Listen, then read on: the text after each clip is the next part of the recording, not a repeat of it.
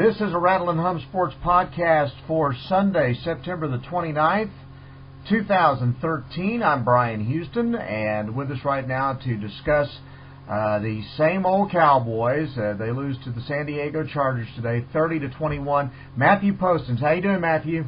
Hey, fine, Bryan. How are you? Well, okay. The first half looked like it was going to go Dallas's way. They were up by 11, and then it just kind of fell apart.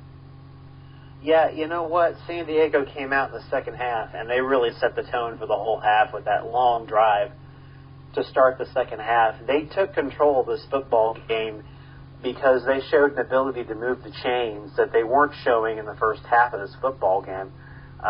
You just look at their third down conversion rate. You don't even have to look at the rate to see how well they did, but 5 of 12, but most of those 5 converted third downs came in the second half. So their second half conversion rate on third down much improved. Phillip Rivers had a big game. He exploited the one real vulnerable part of this Cowboys defense, which has been the deep middle most of the season. Actually got behind the safeties in that cover 2 a couple of times, especially in that touchdown pass to Antonio Gates. It's just one of those situations where, once again, we look at the Cowboys and we say, hey, they let another one get away from them. The thing about the defense, first of all, the 2 touchdown passes to Woodhead, he flat burned Bruce Carter, so that matchup obviously didn't work. And on the Gates touchdown pass, I saw Sean Lee trailing there, so mismatches with the receivers on linebackers. That was a tough matchup for the Cowboys today. Yeah, it looks like they decided to match up linebackers on running backs and tight ends today. And there was a big conversation coming into this game about who the Cowboys would match up on the tight end. Would it be a linebacker or would it be a safety? And it looks like they chose to put linebackers on Antonio Gates today. And if you look at Gates' day, obviously had the big touchdown catch, but statistically, 10 catches, 136 yards, 1 touchdown. That strategy didn't work. Now, Antonio Gates is one of the best tight ends in football. He's very difficult to cover, just like Jason Witten is. But, that strategy didn't work. I thought Bruce Carter was in good position on that first touchdown catch by Danny Woodhead. Phillip Rivers just did a nice job of placing the football. The second one, he was flat out beat. Woodhead was wide open in the end zone.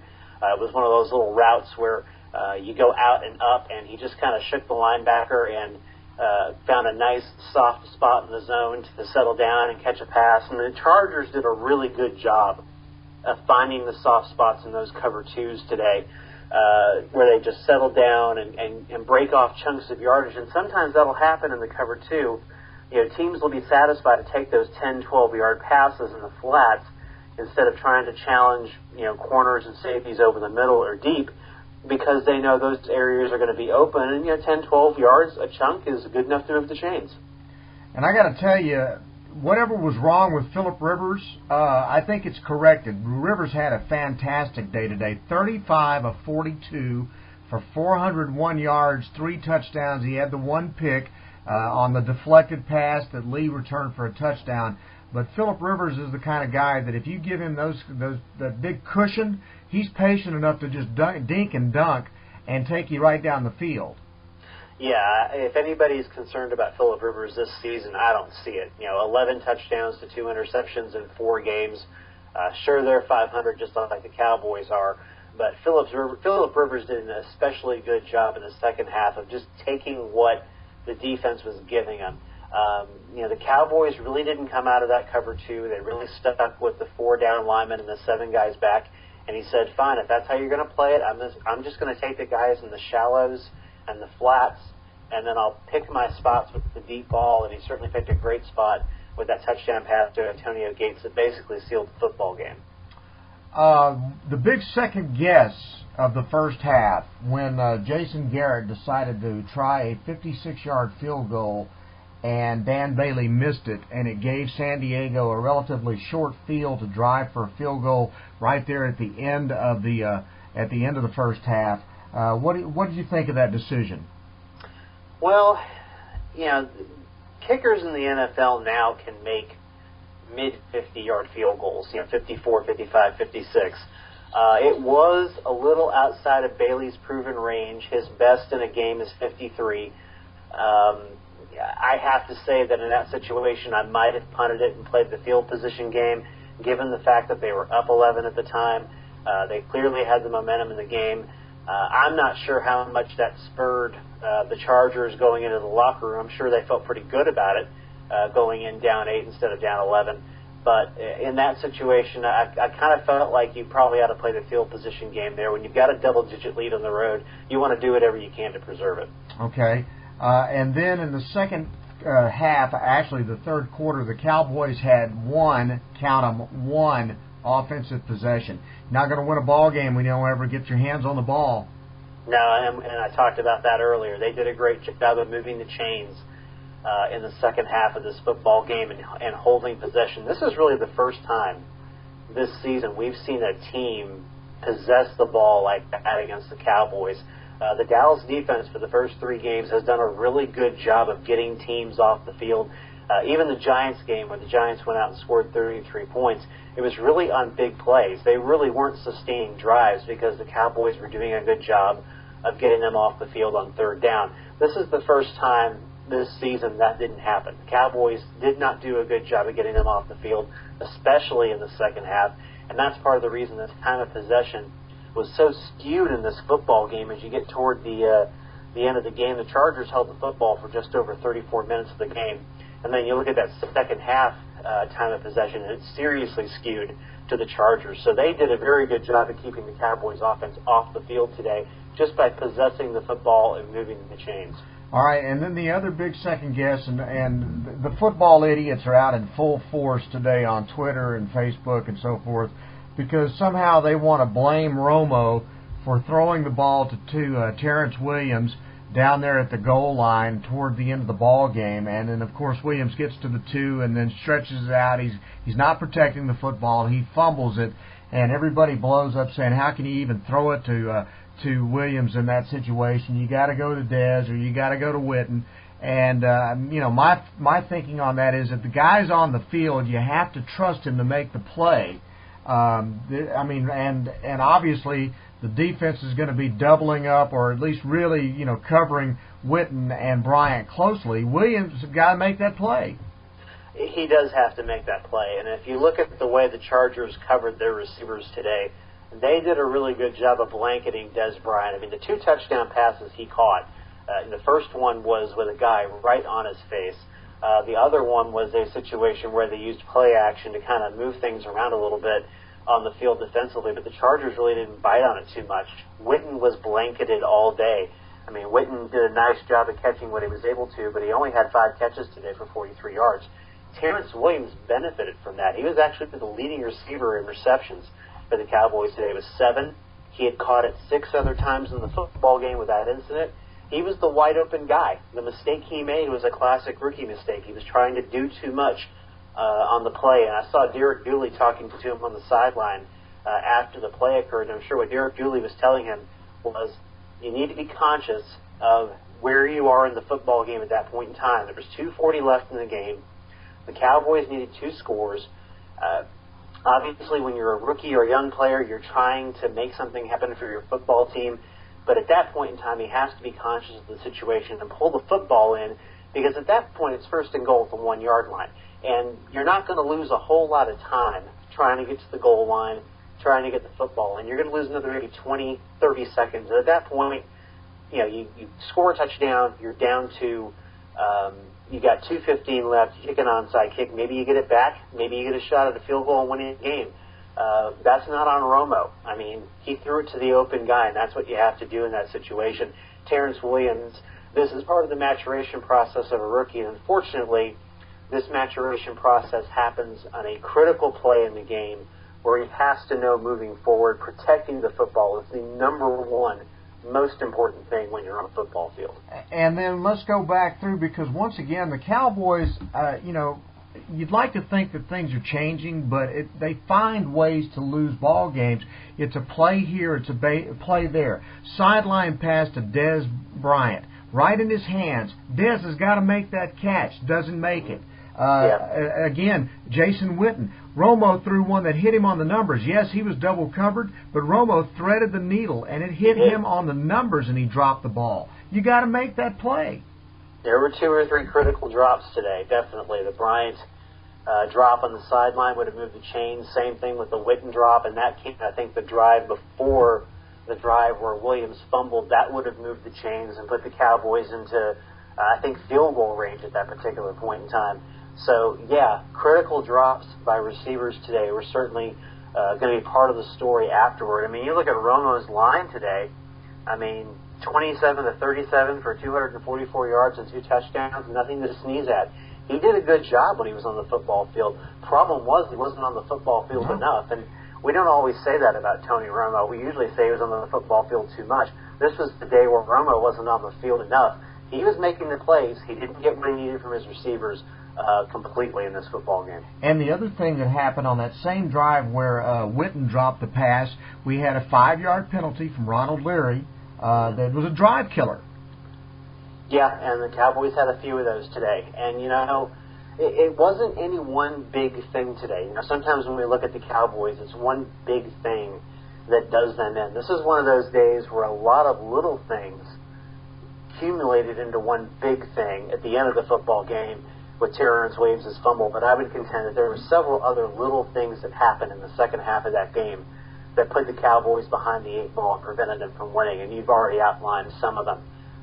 Just little things that accumulated, and then all of a sudden the fumble at the end of the game and everybody blows up, and everybody wants to blame Tony Romo for throwing it to him. Well, like you said earlier, you got to throw the football to the wide open receiver. You're in the NFL now. You're a professional football player. You have to make that play, and you have to finish that play. The other thing that strikes me thinking about this, 2 things. First of all, I get the feeling, Matthew, that the Cowboys just do not know how to win anymore. They just don't understand how to win close, tight ball games, first of all. That's very possible. That's a good point, because you think about it, they've won one more than they have lost since Jason Witten has taken over as head coach. So basically they're a 500 football team. I think we've kind of looked at that. But when you're a 500 football team, you're going to win as many of those 50-50 games as you're going to lose. And for the Cowboys, frankly, because they're a talented football team, but they're not supremely talented like a Broncos or a Patriots, and they don't quite have, all the talent they need at every position like those teams, every game is a 50-50 game for them. There's really not a game you look at on the schedule this season, except for maybe the Broncos game coming up next week, where you say the Cowboys are just overmatched. Every single one of their games are a 50-50 game. So if you don't know how to win consistently, then you're going to win one, and you're going to lose one, and you're going to win one, and you're going to lose one. And perhaps this team, just for whatever reason, over the past 2.5 years under Jason Garrett as head coach, they haven't learned how to close the deal. We've seen them lose leads so many times in football games. And I think it's just because the talent is there, but it's not totally there. And then you have these situations where they get late in the football game, and for whatever reason, all these little things add up and accumulate into one big thing that prevents them from winning the football game. I think you make a very good point. This team may just not know how to win right now. Well, I saw a stunning statistic, and this goes beyond Jason Garrett, because the statistic that was tweeted out by Trey Wingo from ESPN today, Cowboys in their last 260 ball games, 130 wins, 130 losses, 260 ball games. Yep. That's unbelievable. It is pretty unbelievable. I mean, think of that as the most unbelievable stat. I mean, they have become experts at mediocrity. They have become experts at mediocrity, and I think that's what frustrates Cowboys fans so much.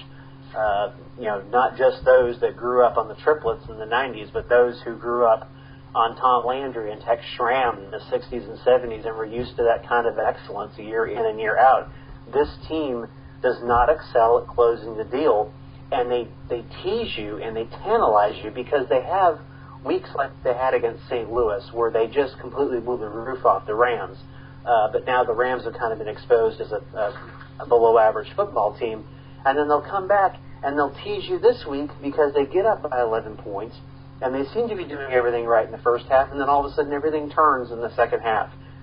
This is a team that just, for whatever reason, and I think part of it is just the fact that they're not supremely talented because they had those terrible drafts right after Parcells left and before Garrett took over.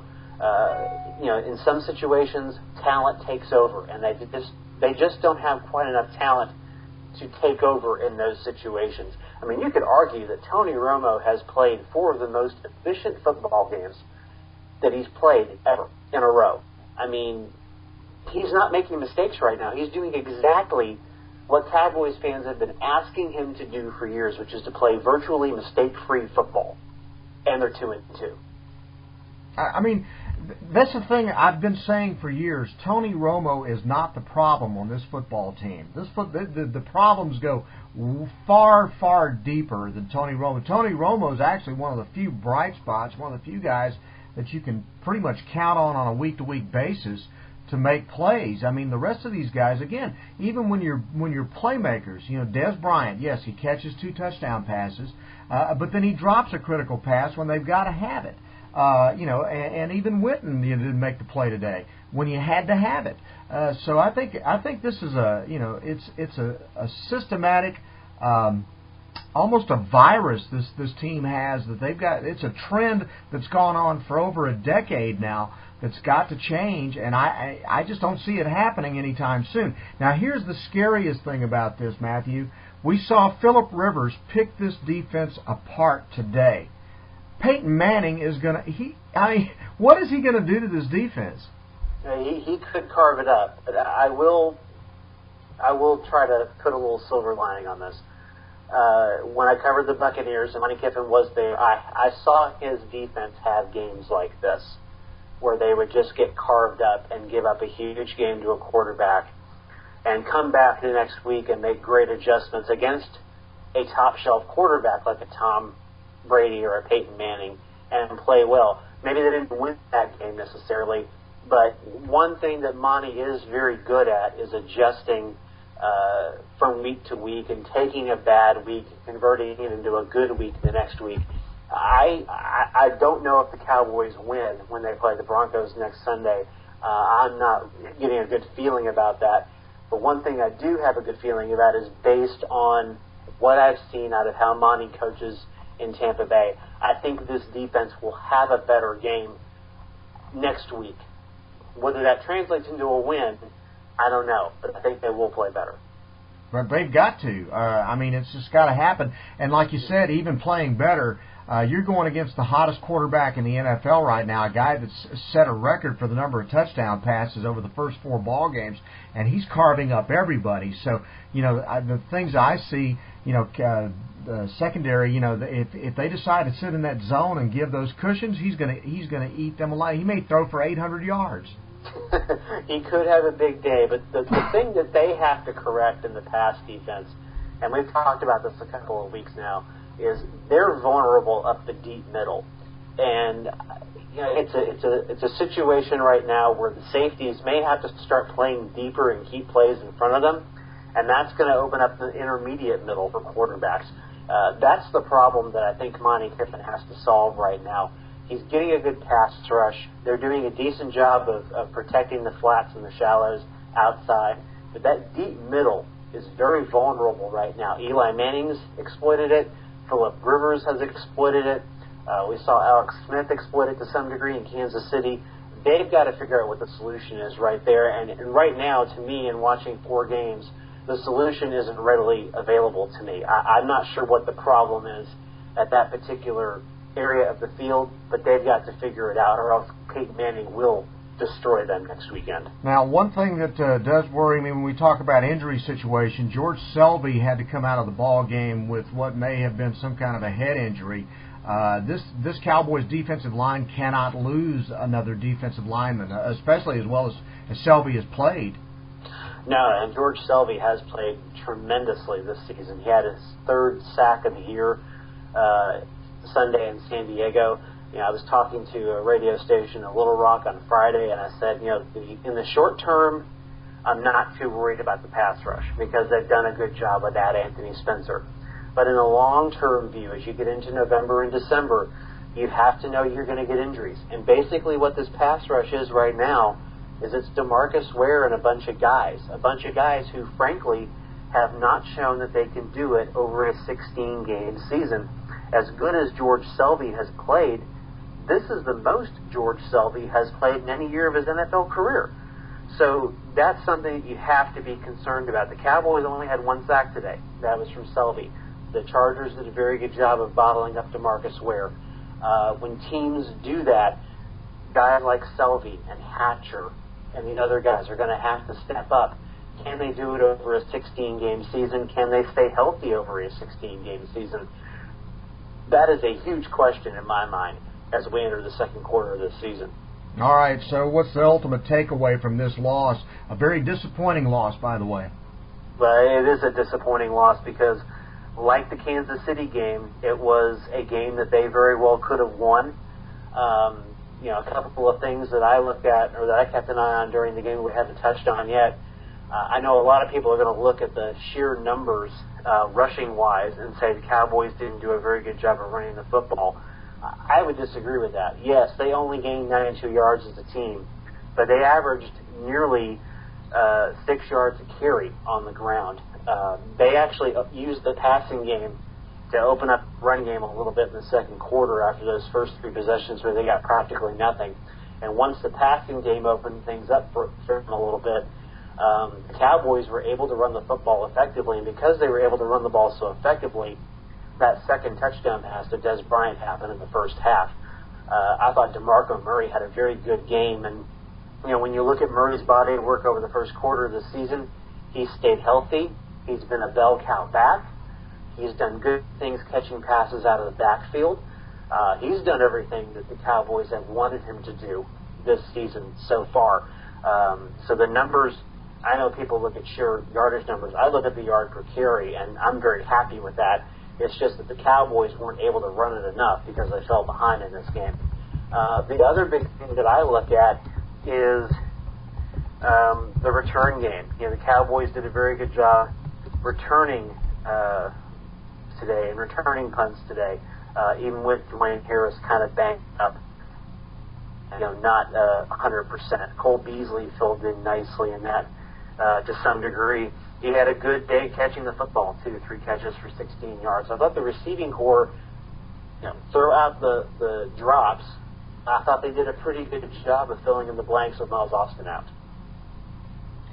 Okay, so there are some good things about this ball game, but again, it gets back to the fact that they just did not win the ball game when it was a very winnable ball game, and you had an 11-point lead in the game. It's a frustrating game, no doubt about that. And then the other issue too is that once again the Cowboys have failed to put 2 back-to-back games together, 2 solid performances. Yeah, and solid, I think you have to look at it as did we win the game. Yes, they did some good things today, but ultimately at the end of the day, they followed up another win with another loss. And they did it on a day where the Giants dropped to 0-4. They did it on the day where the Eagles lost to the Broncos, and they did it on a day when the Redskins finally won a game, beat the Oakland Raiders. They could have opened up a 2-game lead on the rest of the NFC East today, and instead it's a 1-game lead over Washington and Philadelphia. So we've talked about that opportunity lost a little bit. We talked about it after the Kansas City game a couple of weeks ago. They could be up 2 in the division right now. Instead, they're only up 1, and they got the Broncos coming to town, a game that I don't think any odds maker at all is going to say the Cowboys are going to win that game. So you're thinking about them being 2-3 going into that stretch where they play Philadelphia and Washington. The Redskins, if they win next week, suddenly it's a 2-way tie for first place, and it could be a 3-way tie if the Eagles find a way to win their Week 5 game. So, the fact that the Cowboys aren't stringing wins together isn't just impactful on their record, it's impactful on their standing and their potential to have a nice cushion in the NFC East after 4 games. And one other issue, and I'll throw this out to you and get your response on it. John Machota with the Dallas Morning News pointed this out, and I want to give credit to him for this, but he says the Cowboys went 17 consecutive pass plays without throwing it to Bryant in the fourth quarter. And I want your opinion on the idea of targeting Dez Bryant, open or not? I don't like the idea of targeting any receiver if he's not open. And I know that there's a school of thought out there that says, well, it's Larry Fitzgerald, it's Dez Bryant, it's Rob Gronkowski. Get him the football any way you can. And I like that in theory, but I'm not a fan of throwing the football into double coverage just to try to get the football to a Dez Bryant. The Chargers did a very good job of blanketing him in the fourth quarter. What I'm more in favor of, and you know, again, I'm not necessarily a film guy, and I'd have to go back and watch, you know, the coaches' film to see exactly what kind of plays they were running to try and get Dez Bryant open during that stretch of the game. I'm more for trying to get plays in there that are going to get Dez Bryant open rather than trying to force a pass, because to me, if you force a pass, if you try to force something into coverage, unless it's the last play of the game and you don't have a choice, bad things typically happen. Now, you know, you may look back at that film and see three or four plays where Bryant was open, and maybe Romo didn't realize it. He's got to keep his eyes open and keep his eyes peeled on Bryant as he's going through his progressions. But from a personal standpoint, I don't like the idea of forcing a football into an area where it could potentially be picked off. You know, if he's being double covered, I'm not in favor of that. I don't care how good the receiver is. Bad things typically happen when you force the football. All right, I wanted to get your opinion on that. Very good. All right, what are we looking forward to in the next few days on Rattle and Hump Sports? Well, we got 1st and 10, which will be our game breakdown, and obviously we'll be keeping you updated on those injuries. Hopefully we'll know a little bit more about George Selby as we go along during the week, and then it's a turnaround to get ready for the Broncos. Peyton Manning and I think the 2013 version of the Greatest Show on Turf comes to town. They put 49 on, they put 52 on Philadelphia today. I'm very happy as a fantasy owner because I have Peyton Manning, but I don't think anybody in Cowboys Nation is going to be very happy they're coming to town this Sunday. No. I mean, and I would get real excited, though, about the fact that they put 52 on Philadelphia. A lot of people are going to do that this year, I think.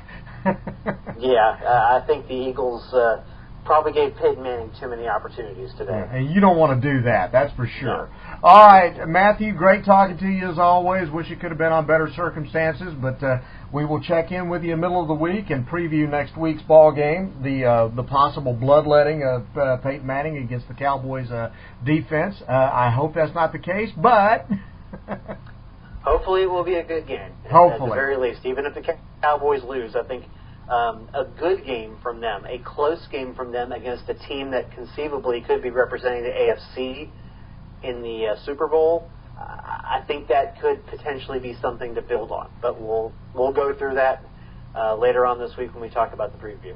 Very good. All right, good deal, Matthew. Great talking to you again as always, and we'll talk to you next time. Okay, thanks, Bryan. Matthew Postins covering the Dallas Cowboys for Rattle and Hum Sports. This is a Rattle and Hum Sports podcast. Thanks very much for listening. I'm Bryan Houston, and we'll talk to you next time.